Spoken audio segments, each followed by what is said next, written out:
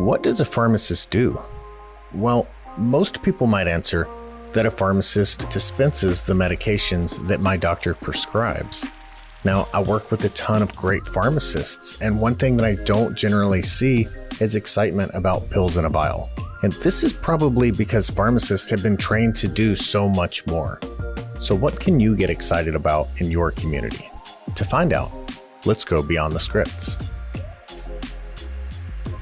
Everyone, welcome back to Beyond the Scripts. I'm your host, Will Tuft from Pioneer RX, and today we have a special guest who has been making waves in Palm Harbor, Florida. And so, of course, I mean that as a terrible pun, multiple ways there.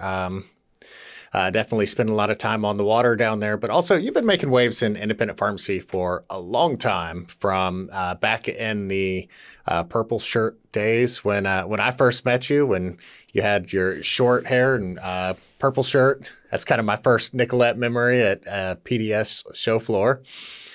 And then now you have your own pharmacy and consulting, various speaking engagements. You're keeping very busy these days. So welcome. Thanks for joining us, making some time for us.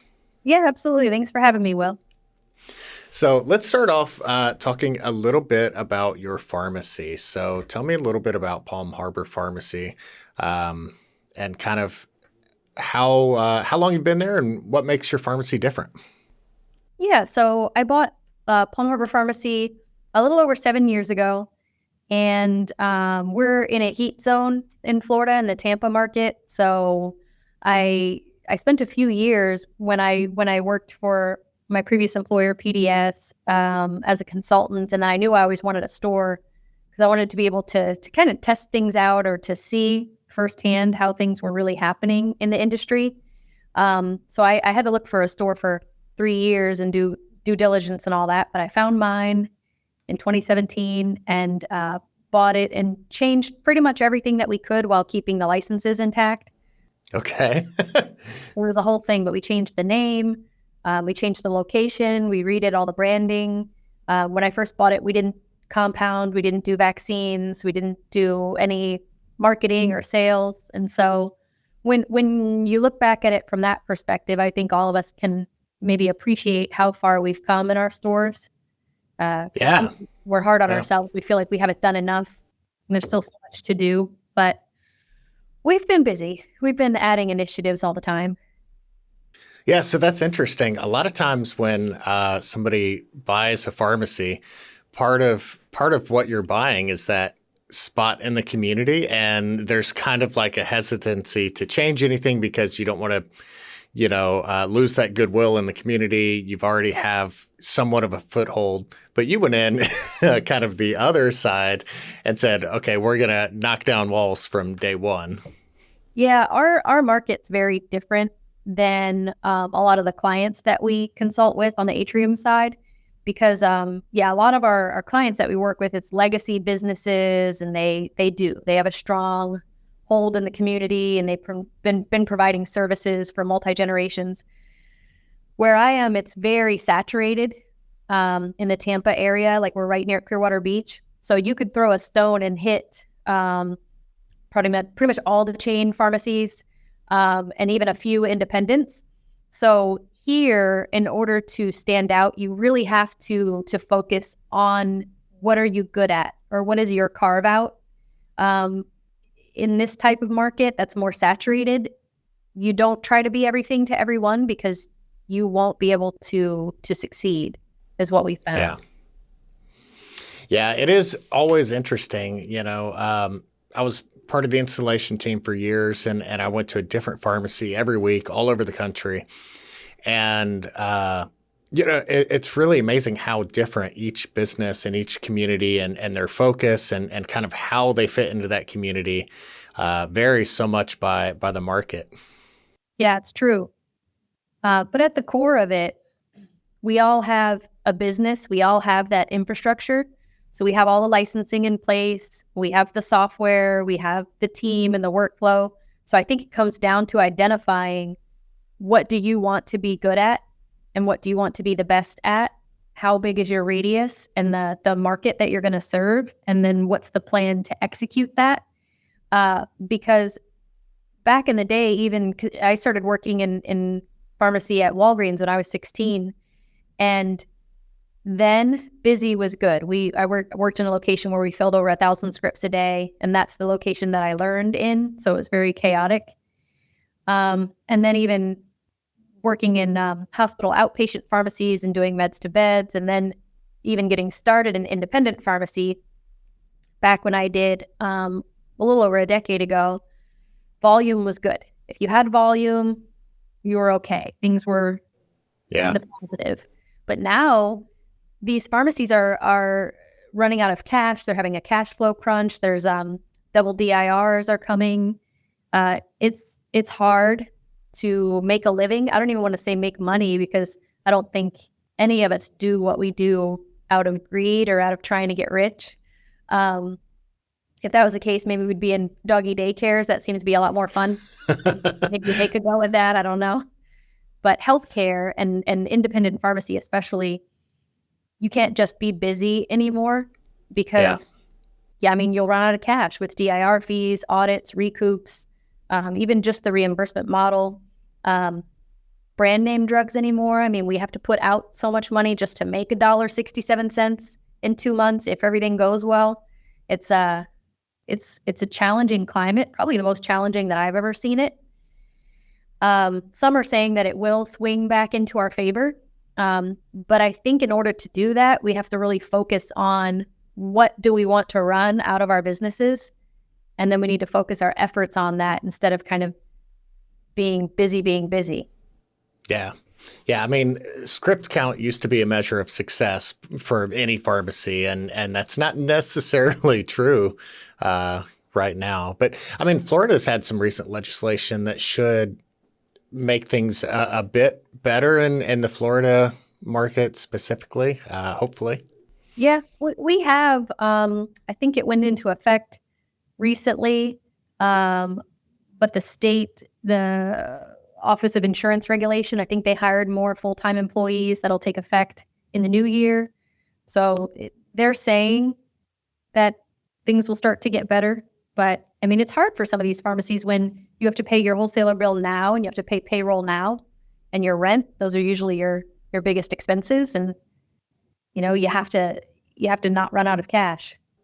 Yeah, for sure.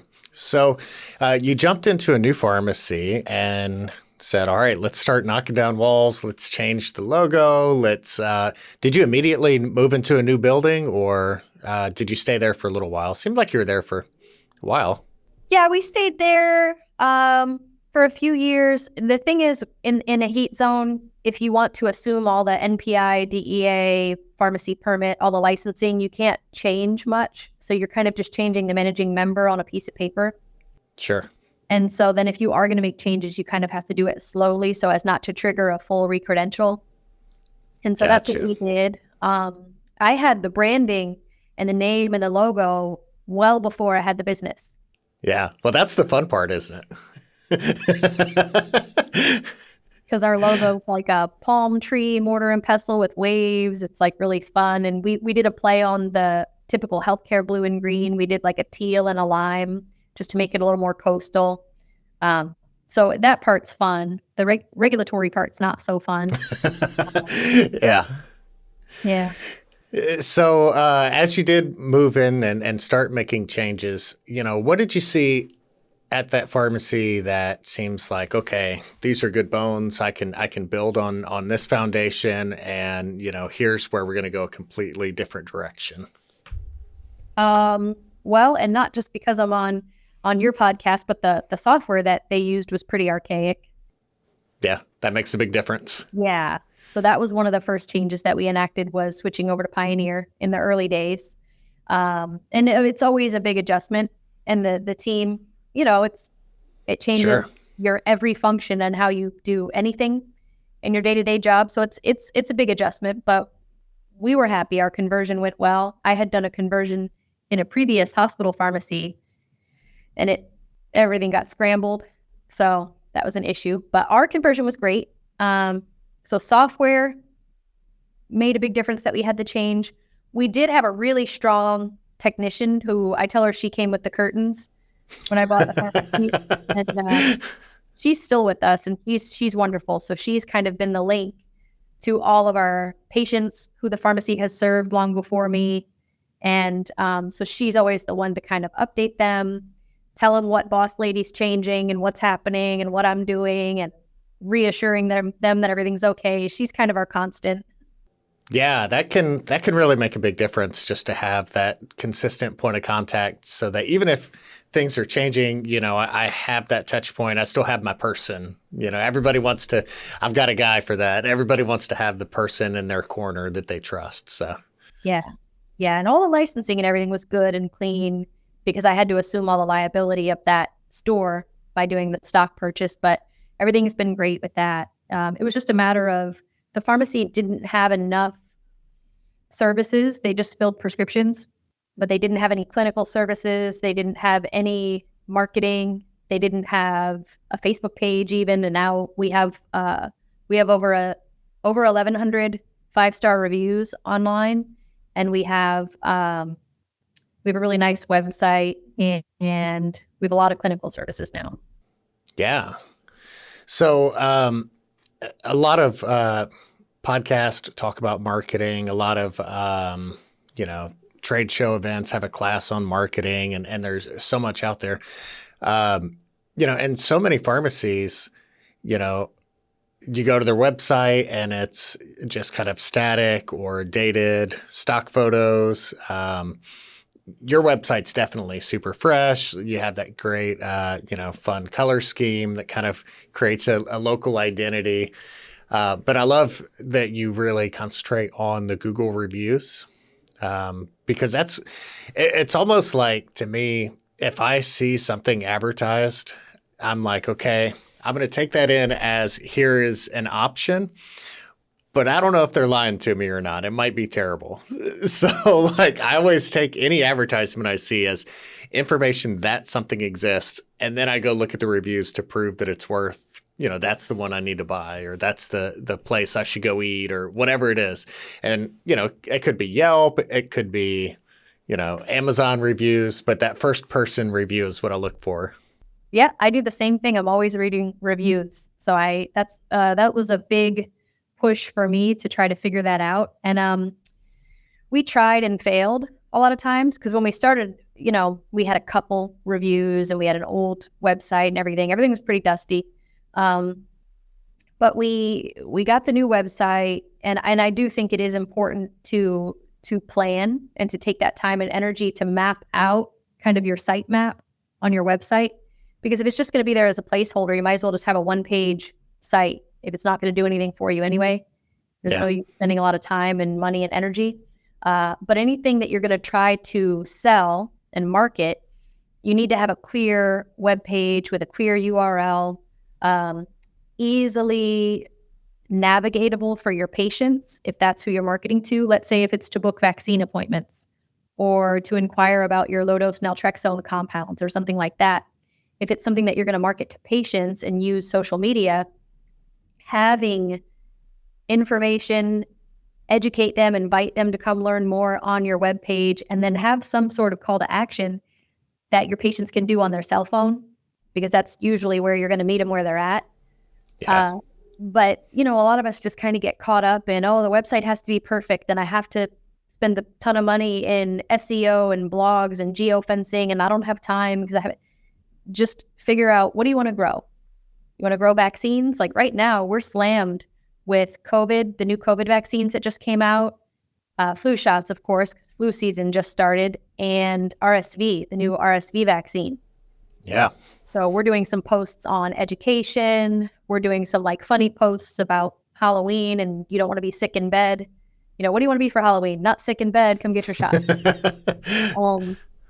So, and then educational posts too. And, you don't want to sell all the time on your social channels, but just being informative and educating. I mean, sometimes I'll see social media where it's just a lot of stock stuff, and it's like, it's National Donut Day and it's National Emphysema Month, and but it's like, okay, but I can get that information anywhere. What does Right. What does Will's Pharmacy want to tell me? What can I do?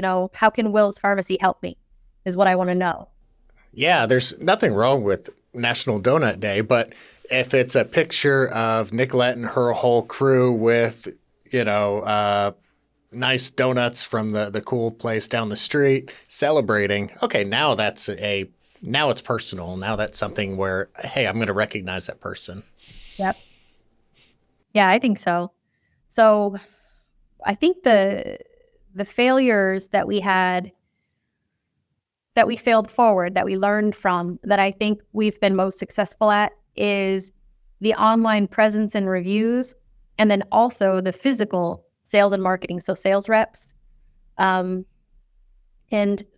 with the online reviews, we would just say, leave us a review. We would just post it on social media. Well, people aren't going to do that. So we finally found in our booking software that we use, we can send an email and a text message to the patient an hour after their appointment. So every vaccine, you have to make an appointment. And even if you walk in, we make you an appointment just so that you're in our system and you get the follow-ups. But then an hour after, it's just a very humble ask. Thank you for trusting Palm Harbor Pharmacy with your care. It means a lot to a local business like us. If you have any concerns or feedback, please let us know. It would be very helpful for us if you had a good experience to leave us a review. And then we have the link. And the link is a software that we use that if they leave a review, if it's a good one, if it's a bad one, it won't post it. But if it's a good one, it doesn't delete it. It just doesn't showcase it. But it'll automatically post that review on our website, on our Facebook, LinkedIn, and on Google My Business as kind of like a post or an advertisement. Because like you said, it's that firsthand person that says, hey, I just went into Palm Harbor Pharmacy and they were wonderful. They gave me my vaccines and I was in and out or something like that. Yeah, I noticed when I went to your website, I saw a pop-up that said so-and-so just left a review, and you could see like a little preview of the review. I thought that was pretty neat. Yeah, and I think it pushes my team to go that extra mile and be friendly and have that conversation with the patient, because they get charged up when patients leave reviews and say like, oh, Rebecca was so wonderful, or she really went out of her way. Or, I mean, my team does that all the time, but it's nice when they hear it. Yeah. And are given a shout out. And then it's kind of posted like, hey, attaboy, this person did a great job. Yeah. So the Google review URL, is that a static URL that you can share? Yeah, we use this platform called Nice Job. And so we have a link that's static that we can put in all of our social media, in our follow-ups, in our emails as a call to action. And that way, if the person clicks on it, they can validate themselves easily to an account they're already signed in, whether it's Facebook or Google. And then they just leave the review. So it's a really quick, easy interface for them on their phone. Nice. And they just get it on a text an hour after their appointment. They click on it. It's an easy pop-up. And so we've found really good results. I know pharmacies, our research has shown that you should have at least 40 4-star or higher reviews to be seen as good or an authority or to help someone make a decision towards your business or your product. Yeah. But I mean, COVID really helped us with all the vaccines and the tests that we were doing to get us up to over 1,100 reviews now in the past few years, which is crazy. Yeah. That's interesting. If that's a static URL, you could use that in like a system text message in Pioneer RX, for example. If you are using a software that can text, you could actually trigger that from within the software and send, because asking somebody to go leave a review is great, like in theory.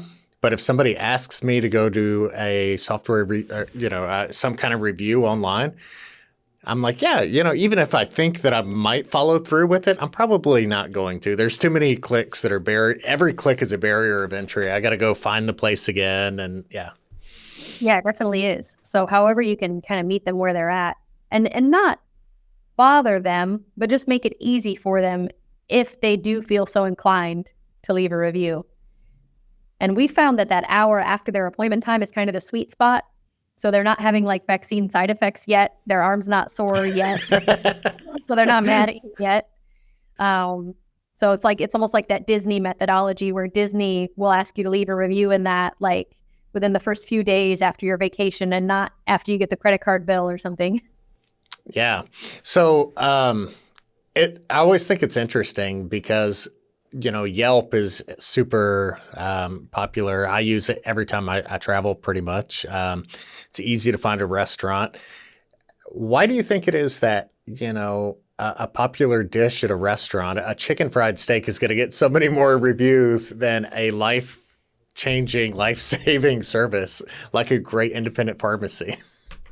I find myself, because I've left like a handful of Yelp reviews for restaurants, but it's usually when I have really great service. Yeah. Because you can tell that if you have a great server and a great experience, they probably have a lot going on in their life, but they're there for you. They're, energetic, or they care about their job, or they want to, you ask them for their recommendations, and that it's just a nice experience. So I think that feeling is what prompts people to leave a review. Yeah. So for me, it's usually the person. So imagine if your patients can have that feeling from your pharmacy with that interaction with the person. And so I'm a big data nerd and systems and all that, but I love to create all those things so that my people have time to be people with the patients, because I think that's what's impactful, and that's what even drives behaviors and changes in patients for their health. If they need to eat healthier, or if they need to watch their diabetes better, or something like that. An app isn't going to really influence them to do that, but a person will. Yeah. Yeah. I wonder if there's some psychology behind that of, people who leave reviews that just kind of want to be perceived as an influencer, and like what they've seen on social media. And so maybe food is just so much more accessible to be an influencer. I don't know, but it'd be great if we could kind of tap into that same value system, be a healthcare influencer, spread the word on health, just some kind of way to kind of tap into that, Yeah, I definitely love the people element. And I know for a pharmacy like mine, when you're so saturated, you have to go out and get business. So business isn't just going to come to you.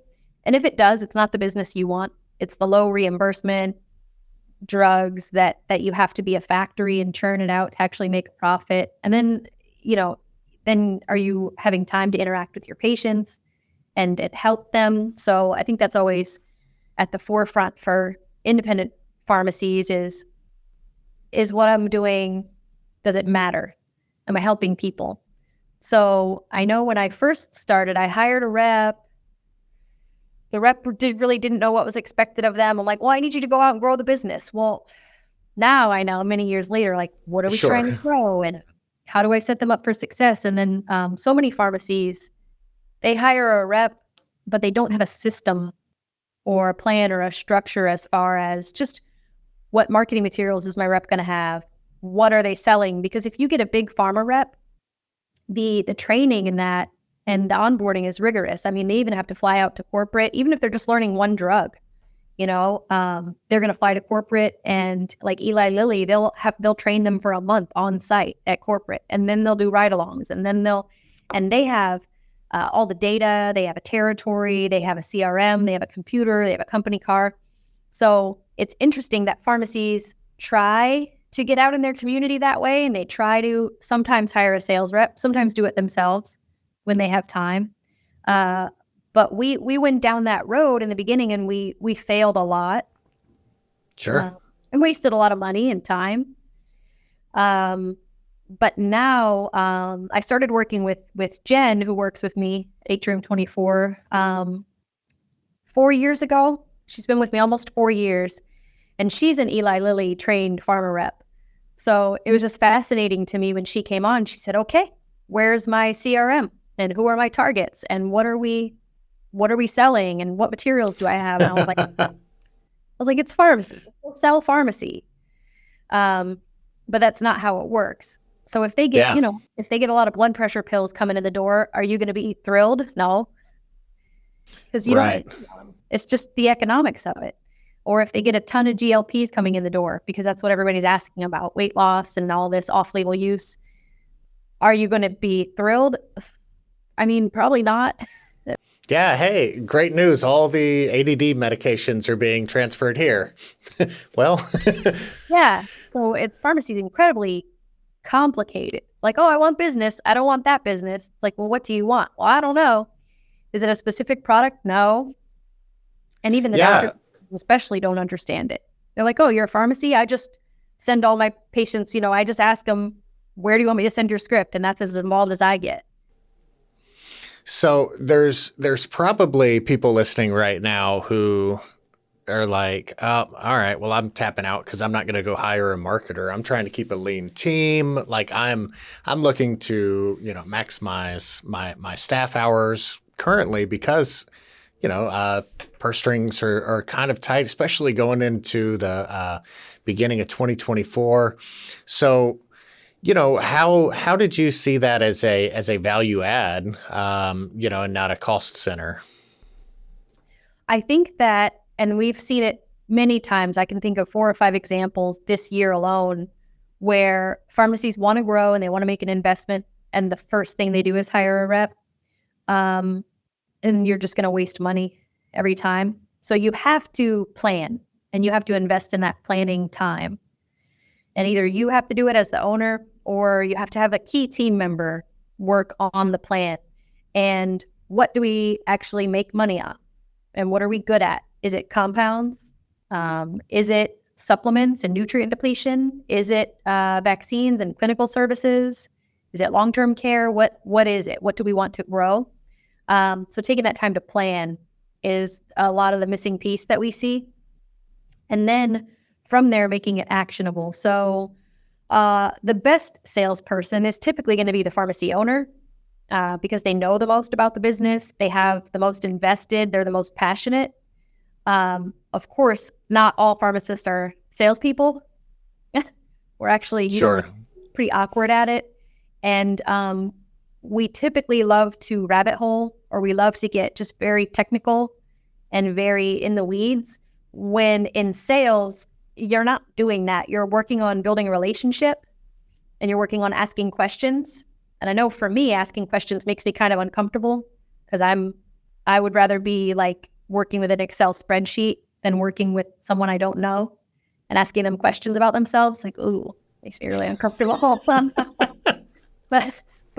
But sometimes you can lean into that. You can lean into that awkwardness and you can lean into that data nerd.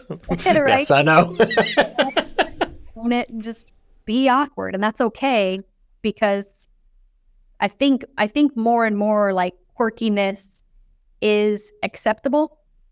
And I think people would rather you just be your quirky self than to try to be this polished salesperson, suave that maybe you're not. Not you, Yeah. Will. You are. Of course, clearly, clearly, as I forget the name of the town that you're in.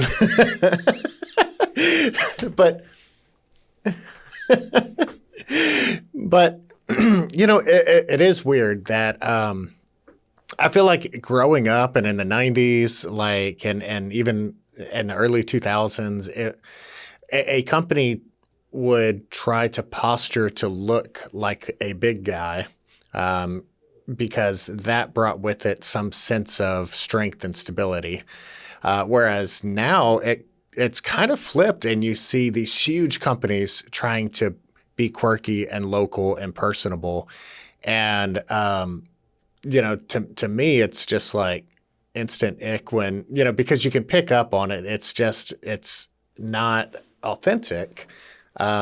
But they're trying to capitalize on that value that they just can't get organically, that comes naturally to independent pharmacies, because they're just people in the community. And what's funny is the more authentic and personable, those figures are, I feel like, there's so much more mileage in that than a really well put together sales presentation sometimes. Yeah, I absolutely agree. And it's refreshing. We've found firsthand that for our local prescribers, it's refreshing when you can come into their office and say, hey, it's Nicolette. I'm the owner of Palm Harbor Pharmacy down the road. I'm a pharmacist as well. We're pretty flexible. We work with a lot of surgeons in the area, and we create these surgical kits. So if you have any protocols, that you write for every time for your surgeries, we can put it in a kit for you, and we can put any instructions that you'd like in there. We can put any wound wraps or gauzes, pre-surgical, post-surgical. I know sometimes patients have a hard time getting their pain medications with their surgeries. So, as long as we're doing an all-encompassing kit and we have kind of an understanding with you, we can include those pain meds for your patients. Because otherwise they're running around maybe being treated like a drug seeker because they don't usually get pain medications. Sure. Or a patient gets out of surgery and they're in pain, and then they go send their husband to the store to get all the things that they need. And we all know how that goes. Oh, yeah. Yeah, we're the worst. But the doctors, they really perk up. They're like, oh, really? And especially if you can say, like, yeah, we work with a handful of surgeons in the area, and we actually ship surgical kits around the state. It's kind of our thing. So we've gotten pretty good at it. Do you usually write for the same thing every surgery? What do you write for? Well, where do you currently? And then you can get into the questions. But if you go from a place of just curiosity and like, hey, we can customize to whatever you need. Are your patients having trouble? Because we think we might have come up with a solution for that. And a lot of our other prescribers who are using it, they love it. So we have, at Atrium, we've really built it out with Jen and all her pharma background, and then me being a data nerd. We built a whole technology that's a whole sales and marketing system. We do utilize Pioneer in our system too, just to really involve the whole team in the pharmacy. Like, what are we working on? We're working on surgical kits. Okay. Let's identify all the surgeons, who already sends us business, who's in our town. Let's put our materials together. Let's put our message. But that way you're going out and you're growing something that you actually want to grow. And it's fun too. Yeah. Yeah. So earlier when you started mentioning those kind of areas of focus, each one that you said, I instantly had another person pop into my head, because, oh yeah, well, immunizations, I would go to Mark Ost, right? Like that's the guy. So it's funny how pharmacies have been able to find those areas that interest them and just really do well in those areas. But it sounds like you really go to the doctor and look for solutions that you can provide rather than offer goods that you can sell, like right off the bat. Yeah, and it's really interesting that I've learned from Jen as well, not only in how to set up a sales rep or a sales and marketing. I mean, even if, like, we know 80% of a sales rep's time should be in offices, 10% should be planning, 5% should be entering call notes in the CRM, things like that. A full-time sales rep should be visiting 6 to 10 offices per day. And that's offices, not providers, because they might hit one office with 10 providers in it and then go to the beach for the rest of the day. Like, so, but even if you know the metrics for what a full-time sales rep should be doing in an independent pharmacy, you can absolutely scale that back to, well, what should I be doing? What metrics should I have if I'm going to put myself in charge as the pharmacy owner for the sales arm? If I can only do it one day a week, or if I can only commit to one afternoon a week, then you just scale that back. Well, instead of 200 healthcare professionals, HCPs, on my routing list and on my CRM, I should have 10. But I have those 10 doctors who are my targets. I have surgical kits or compounds or something in mind. Maybe you're doing a compounded weight loss program or even compounding for veterinarians. So have 10 of those prescribers on your hot list, we call it, high opportunity targets. So have your hot list. The whole team knows who's on the hot list. That way, if that office calls or if they send in an e-scribe, the team knows. And they're like, hey, Nicolette, you did that lunch at that veterinary clinic last week. They just sent in a script. Like, oh, that's awesome. And you can run reports and tag yourself as the marketer in that vet's profile in Pioneer and auto run reports and things like that. But just like the team likes it when they get a good review, they like it when they all feel like they're working on that initiative with you. and it works. So if you're an independent pharmacy, maybe you're not in a giant market like that where, if you're visiting 7 or 8 offices a day, maybe there's just not that many offices, or maybe you think I'm not ready to take that much on anyways, like what do you think would be step one for a pharmacy who's not really engaged the physicians in their area? So I would identify who your top 10 prescribers are, both by volume, but mainly by gross profit. So who's already sending you business? Because number one, they're already familiar with your pharmacy.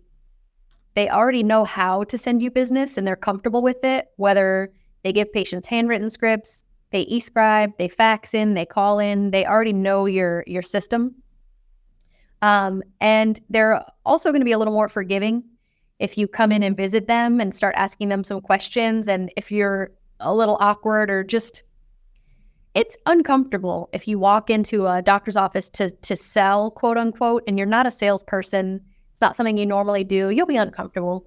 Like we feel comfortable behind the bench in our own place, where we're in charge of the workflow and everything. But if you go into a doctor's office, so they'll be more forgiving of you if you come in. But let's say you have, so in rural these, they don't have as many specialists. They laugh when I tell them that we market to cosmetic surgeons.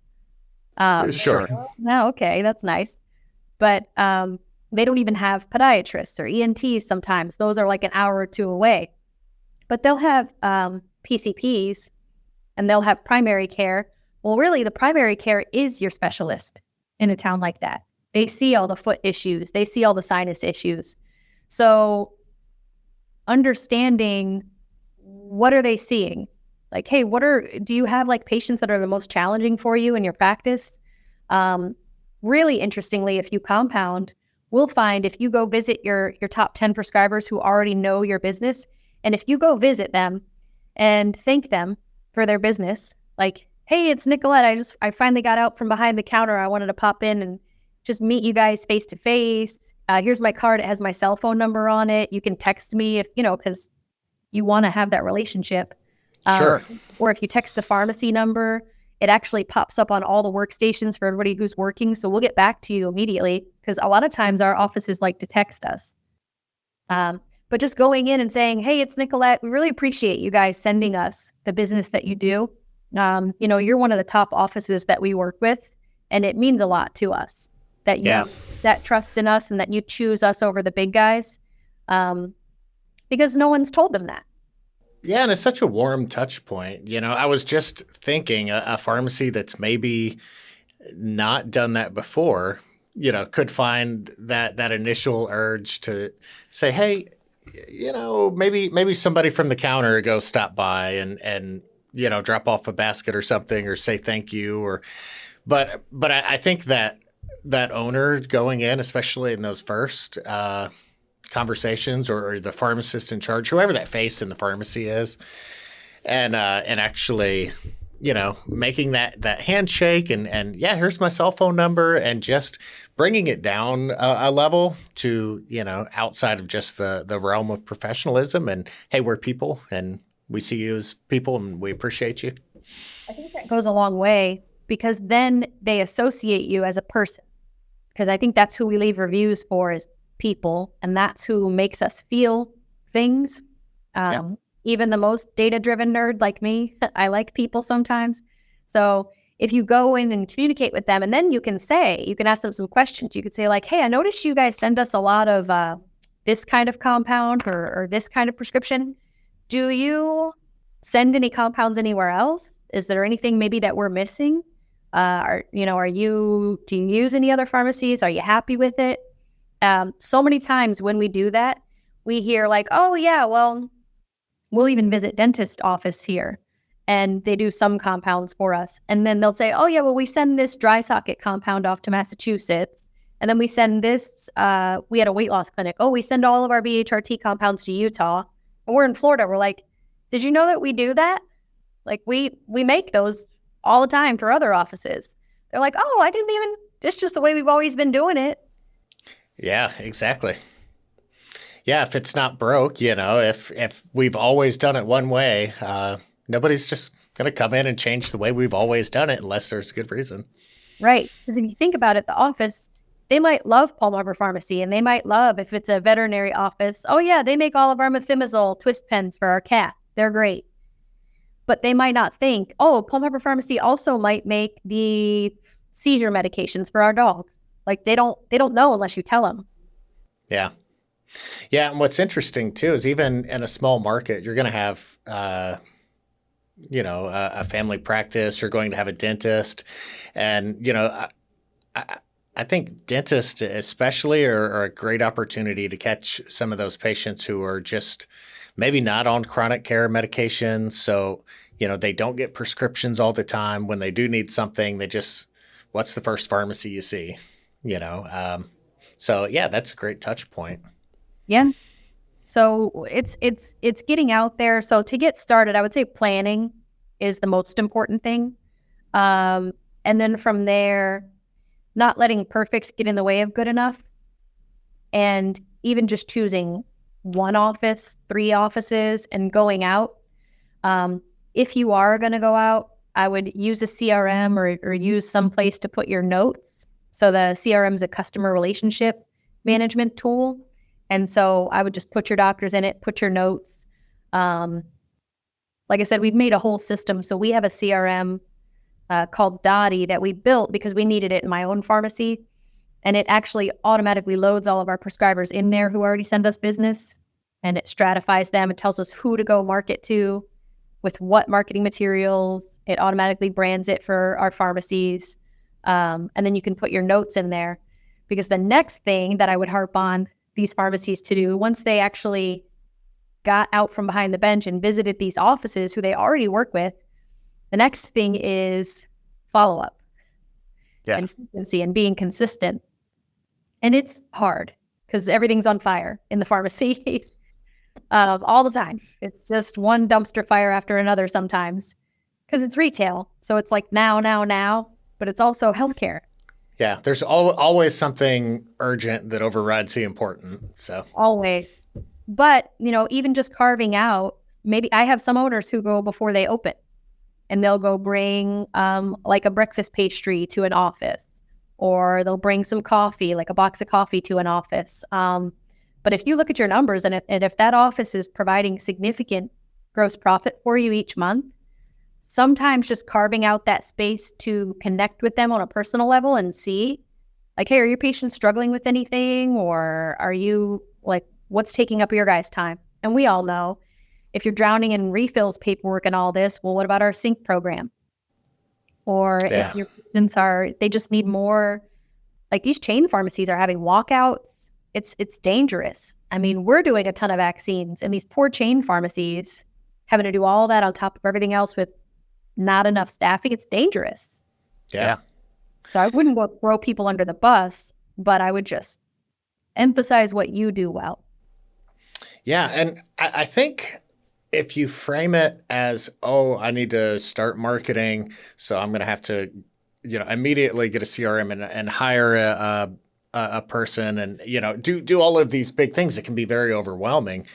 When you start with one and it's like, oh, wait, this is what I like about doing business. This is why I started a pharmacy, is those, to have those personal connections and to just touch base. And when you kind of break it down and start with one and you're like, oh, wait, this isn't scary. This is most of what most pharmacists and independent pharmacy owners enjoy about that part of the business that they don't get to do enough of.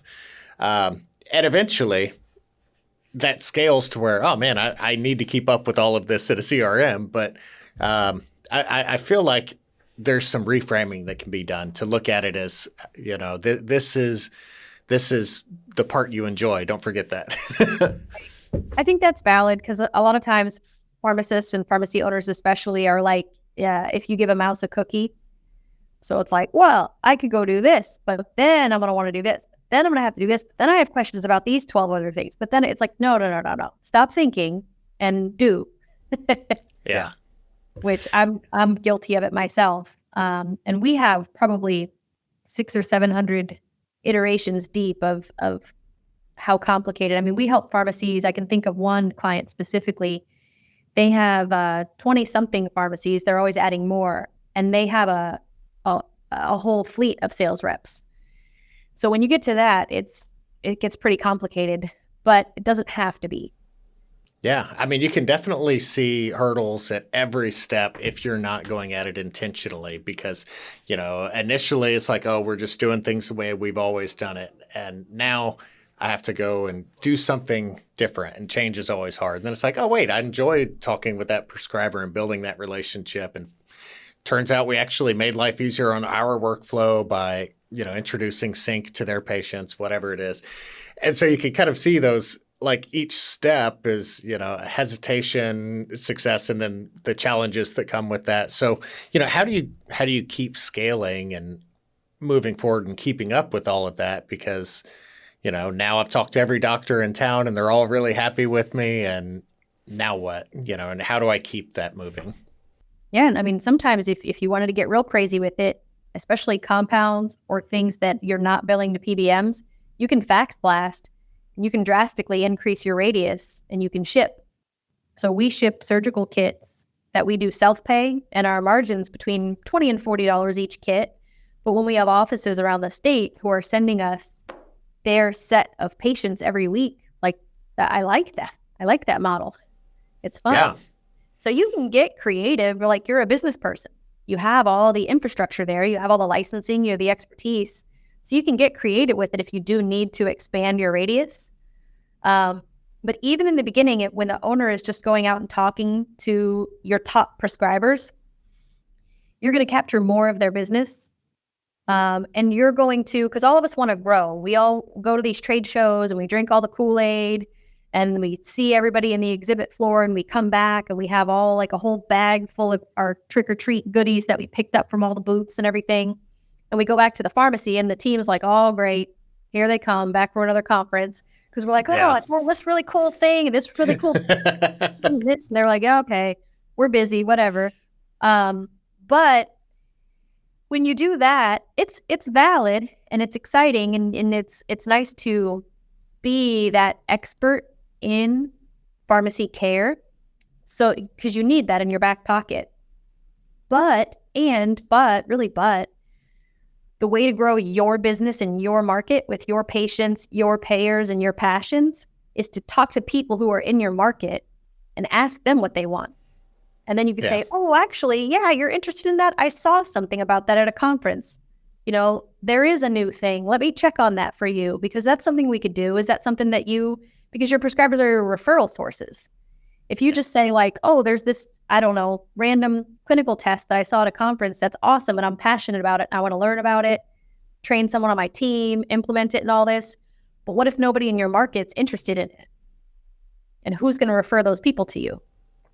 Right. Yeah. And do you have a really personal, passionate connection to that service or product or, whatever it is?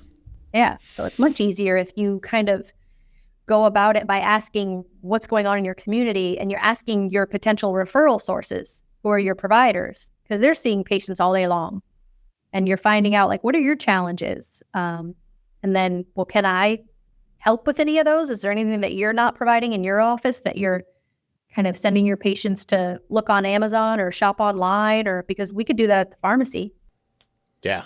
Yeah, exactly. I mean, and that could be so many different specialty areas that just bringing in some, basic, I think it was actually a conversation with you years ago where you shared a wound care area that you had brought, or maybe it was braces, something very specific, some product line from, podiatrist or some specialty where they were sending people to Amazon or, multiple places in town. Yeah. Yeah, we picked up on that niche. I've worked in this same town since I was 16. It's been a long time. I won't tell you exactly how long. But we had a medical supply store, Howard. Howard owned the medical supply store right across from the Walgreens that I worked at forever. So we would always just, if Walgreens didn't have it, we'd send them to Howard. Always. Well, when I moved my pharmacy, so maybe like 3 years ago, Howard retired. So it was kind of a a good timing for us because we moved from 1,800 square feet to 3,000 square feet. And how wow. hiring. So we brought in a lot of like DME rentals and cash DME, just cash and carry, a lot of wound care. We do ostomy supplies. We do just, and I didn't set out to wake up one day and say, you know what, I want to sell ostomy supplies. It happened because of those interactions we were having with local prescribers and local pharmacies too. I told you we have a lot of chains, so I know the chain pharmacists in town. So I'll talk to them and be like, hey, like, what are your patients looking for that your chain pharmacy doesn't have? And now that you can't send them to Howard, I'm like, you want to send them to me? What are they looking for? What do you need? So Sure. It's just kind of knowing what's going on in your community. And even my mom recently broke her ankle, which none of us have ever broken a bone. So that's a whole thing, going to the orthopedic all the time. Yeah, right, I know. But she's had to have surgery on it. She's doing really well. But you have this orthopedic surgery place with tons of prescribers. It's hopping. It's a big operation. And they don't rent or refer anything for knee scooters, crutches, transport chairs. They don't provide any of that. So, and of course they told my mom to take vitamin D. Like, well, that's it? Like, we know a lot about vitamin D and we have the best, good, better, best, but we have some of the best vitamin D supplements and even like bone health supplements, healing. So just even talking with those prescribers in those offices. So when I take my mom to her appointments, of course, I'll wear my scrubs that are embroidered with the pharmacy information. And I'll be like, oh, hey, like, you like her knee scooter when we rented it to her? Like, Nice. Just get it in where you can. But, Sure. But it's interesting to find, like some podiatrists, they'll sell the shoes, the diabetic shoes, but a lot won't. Some derm offices and cosmetic offices will sell scar cream, but a lot won't. So just finding out, like, what are you guys selling? I don't want to step on your toes, but can we fill the gaps so we're not sending these patients online? Yeah. Do you find that they're selling those out of necessity or out of trying to grow their income? Yeah, I just think they're trying to grow their income and they have just a lot of patient requests because healthcare is tough. I mean, it's tough. So if they can sell something that their patients need, but you kind of like to be, for what you do, you kind of want to be one-stop shop, but you want to be strategic about it. Yeah. So you've talked about a lot of marketing and building relationships and kind of driving traffic into the store. How are you able to measure those efforts and make sure that you've been, going down successful roads? Yeah, and I've learned a lot there too, because I would just post something or have some great thing or launch this program, and then my team, they would like message me like, "What did you do?" We're getting calls and we're getting things. We have what did you do? Did you post something today? And I'm like, it's working. And they're like, yeah, come on, Nicolette. Come on. And so I'm like, okay, all right. So there's a team training element that's involved in it now. And it's being intentional about it. So we tend to break things out in quarters and in like 90-day increments. So I've learned in software development, because we've been just in a deep rabbit hole building this software out for the past 2 years. Number one, anything's possible. You can build anything you want.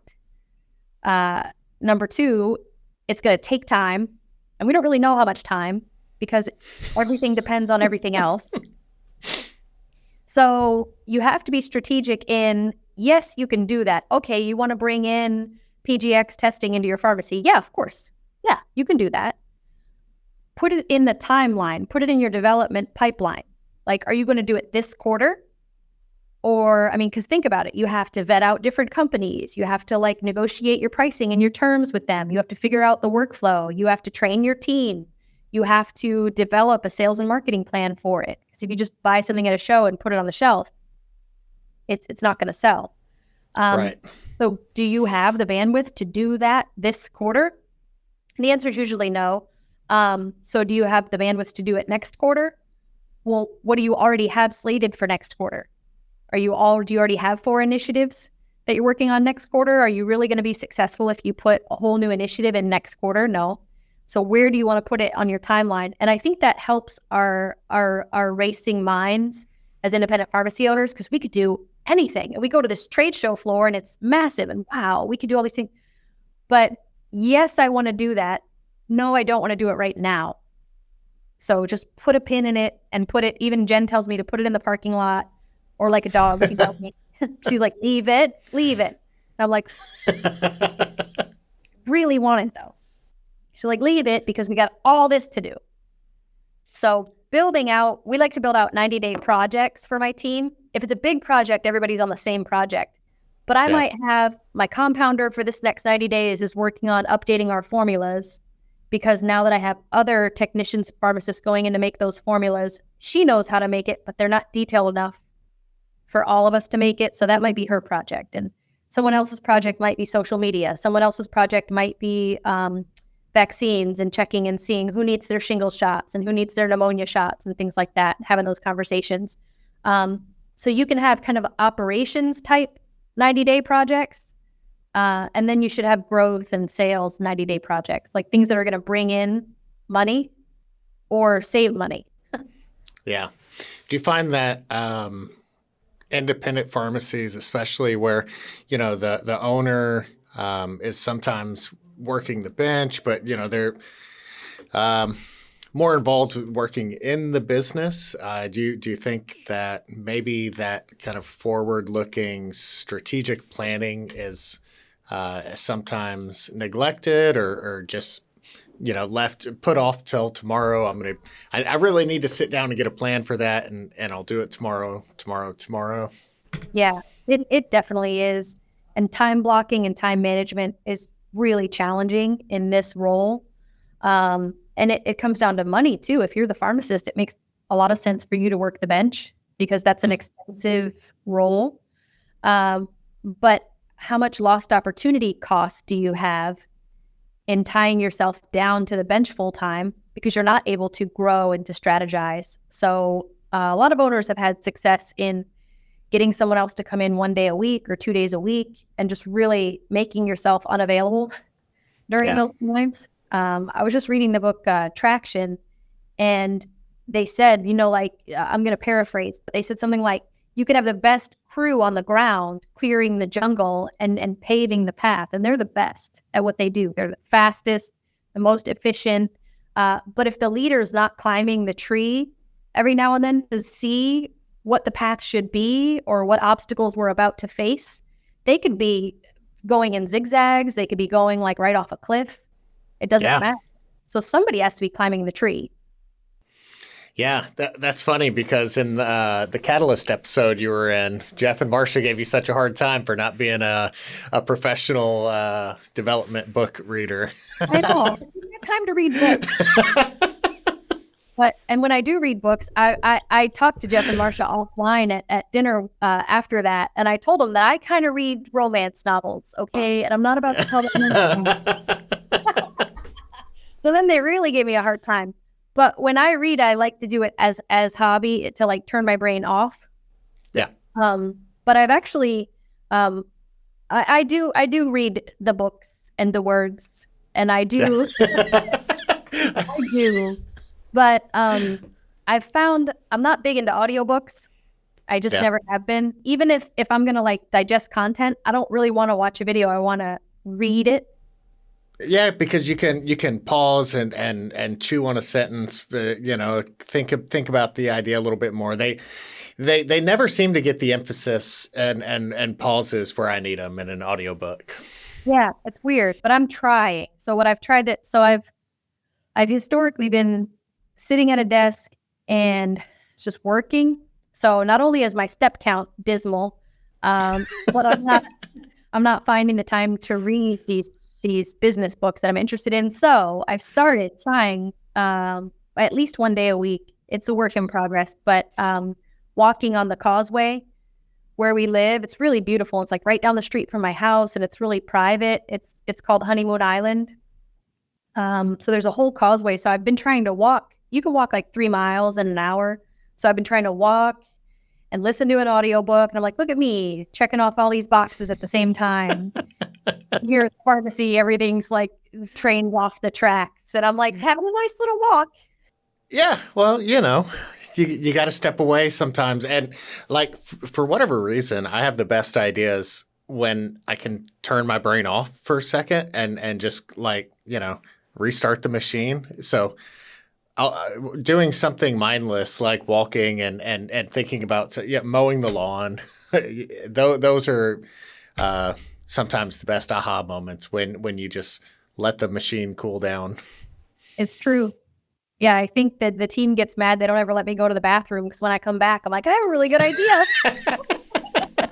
They're like, no, Nicolette, no thinking on the toilet. I'm like, hey, a minute. And I was like, I got it.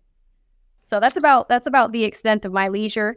Is even though at home my kids still bother me if I try to like hide from them at all, which I love. But it's definitely, and Jeff was talking about this too, that sometimes the person who steers the ship, the person who navigates the way, like if you're that person, there is value, and it's not necessarily tangible. You can't like put a KPI to it, put a time frame to it, but there is value in that person having hobbies or having time, because you have to kind of turn off that fight or flight and all those fires that you're putting out to really be able to solve through a complicated problem. Yeah. What's interesting is, most of the pharmacy leaders or the, successful software developers, and people have that passion that extends to other areas of their life. There's generally, something really cool going on at home that kind of drives that exact same drive and determination and fascination and excitement into a different channel at home, and I think just being able to switch is good if nothing else. You're pretty good at that. I see you have a lot of hobbies. Like didn't you convert a bus, and you have gardens, and you do all these things with all your. I have a tendency to jump head first into a project for a couple years and then, move on, whether it's, restoring an old house or I was a farmer for a couple years there. That was fun. Yeah. It's good to stay busy, and find something that keeps you passionate and excited. When you wake up in the morning, looking forward to doing something fun. Yeah. Yeah, I don't know what that is, but maybe one day. Well, I see your Facebook feed where you're out on the ocean and out on the trade shows. I think you're definitely getting those dopamine experiences. So yeah, we take it for granted. We live right here on the water, and my husband's a charter captain, so he takes people out just for inshore fishing all the time. So a lot of times, on the weekends, if he has a trip, we'll all just meet him at the marina and jump on the boat. And it is nice. It never gets old. Yeah, I was looking at the map. I was like, how far is the NCPA show going to be from Nicolette's husband's boat? I know. And he loves it. I give him a hard time. I'm like, oh, it must be nice fishing all day, but that's a job. That's a tough job. Oh, I'm sure. Anything. Once you turn it into a business, it's a grind. Yeah. And then, we're dependent on PBMs and things like that. He's at the mercy of the weather and the moons and the spawning cycle and the tides and whatever personality type he gets on his boat that he has to charter for the day. That could be a rough combination, which you could relate to in pharmacy, I'm sure, to some degree on that one. So real quick, too, I guess this will be running after NCPA. So really looking forward to seeing one of your other initiatives, the kind of education initiative. You have kind of a rock star group going down to the NCPA show to do the Pharmacy Inside Out. Tell me a little bit about that just before I let you go here. Yeah, I think it's going to be really good. We have a diverse mix in this pharmacy inside out with 6 of us pharmacy owners. And we all have our strengths and our interests. And so we've decided to come together and put on a pre-con event right before NCPA, because a lot of pharmacies are going through it right now, and they really have to set themselves up for this double DIR day coming soon. So to that effect, we have Ben Jolly and Joe Williams, and they're talking about how to get your house in order and how to just really understand all the boring stuff, I say. And then with love. And then we have myself and Jen Palazzolo. We get to talk about some fun stuff, non-PBM revenue, sales and marketing, and just growing what you want to grow in your business. And then we have Travis Wolf and Amina Abubakar talking about, Travis is great at your team and at getting all that on board. And Amina's great at provider collaboration from a clinical perspective. And so we're kind of wrapping all that into a one-day event. But we meet every week. And we're actually meeting today, this afternoon. And we kind of talk about, Joe just bought another store. So we talk about what are you doing and what are you cleaning up and what are your challenges. So those weekly calls where we build content, they're enlightening. And so we're excited to share it with everybody. Yeah, what an all-star crew. Yeah. And we've all known each other for a really long time, so it's been fun. Nice. So this summer in May 16th through 19th in Nashville, Tennessee, hopefully we're going to have you guys join us for a Pioneer-specific kind of iteration of that Pharmacy Inside Out. So super excited about that. Yeah, because one of the common threads is we all use Pioneer RX. And that wasn't intentional. It's just the 6 of us came together and we had talked about how could we help more pharmacies together with our initiatives together, and how could we kind of touch on a lot of different points in a pharmacy owner's business. And so it just so happens we all use Pioneer RX. So take with that what you will, but it enables us to do a lot of things in our pharmacies that we wouldn't otherwise be able to do. Nice. That's fantastic to hear. And I know everybody that comes to Catalyst Connect has always enjoyed kind of learning from their peers. And there's definitely some power users out there who, everybody in that group is speaking on, various topics of their expertise at other shows across the country. So it's going to be really fun when you can actually, tie Pioneer into that specifically and talk about the tools you're using. So I'm really excited about that part of the show. Yeah, I think so too, because the more you can show people exactly what you do in your store, it's just that much more actionable for someone to go back home and implement it. Because a lot of the things, sometimes I get a little frustrated sometimes when it's kind of pie in the sky, because I'm so literal that I'm like, no, what exactly did you do? What report exactly did you run? What button did you click? Because I'm a rabbit holer, so I really want to know. And then I'll just obsess over it. So it's nice when you can kind of get those same personality types in a room and be like, this is exactly what I do. Yep. Yeah. Well, I can't wait. If anybody watching wants to hear more about Nicolette Mathey, definitely go check out the Catalyst Pharmacy Podcast, episode 76. You were on, I guess it was almost a year ago. But yeah, you guys had a great conversation, kind of dove more into the personal history of Nicolette and kind of how she got to where she's at today with Atrium 24 when consulting. So great journey. I've enjoyed watching it over the past 12 years, however long it's been. Yeah, I think so. All right. Well, I'll let you get back to it. I know you got a lot going on. Thanks for joining us, and we'll see you soon. All right. Very good. Thanks so much, Will. I appreciate it. Thank you for listening to this episode of Beyond the Scripts, presented by the Catalyst Pharmacy Podcast.